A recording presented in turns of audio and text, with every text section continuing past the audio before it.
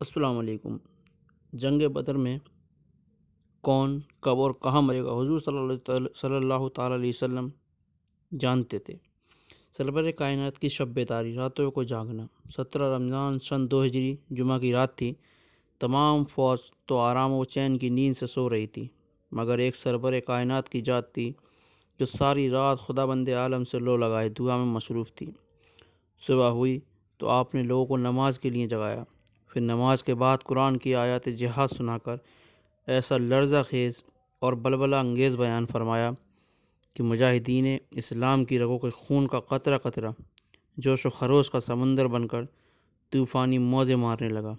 لوگ میدان جنگ کے لیے تیار ہونے لگے اور حضور نے فرمایا کہ کون کب اور کہاں مرے گا۔ رات ہی چند جان نثاروں کے ساتھ آپ نے میدان جنگ کا معائنہ فرمایا۔ اس وقت دست مبارک میں ایک چھڑی تھی۔ آپ اسی چھڑی سے زمین پر لکیر بناتے تھے اور یہ فرماتے جاتے تھے کہ فلاں کافر کے قتل ہونے کی جگہ کل یہاں فلاں کافر کی لاش پڑی ہوئی ملے گی۔ چنانچہ ایسا ہی ہوا۔ آپ نے جس جگہ جس کافر کی قتل گاہ بتائی تھی اس کافر کی لاش ٹھیک اسی جگہ پائی گئی۔ ان میں سے کسی ایک نے لکیر سے بال برابر ادھر ادھر نہیں کیا۔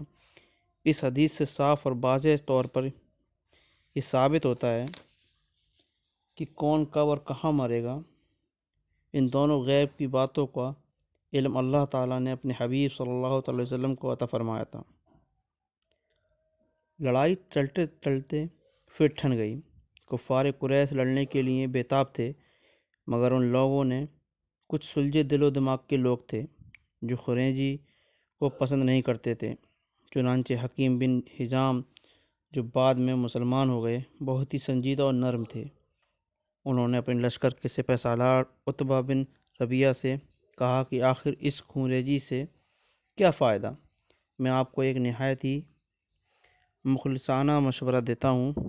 وہ قریش کا جو کچھ مطالبہ ہے وہ عمر بن حضرمی کا خون ہے، وہ آپ کا حلیف ہے۔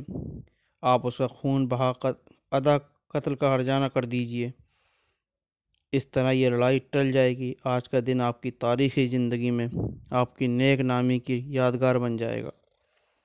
آپ کے تدبر سے ایک بہت ہی خوفناک اور خونریز لڑائی ٹل گئی۔ عتبہ بچاتے خود بہت ہی ہوشیار اور نیک آدمی تھا۔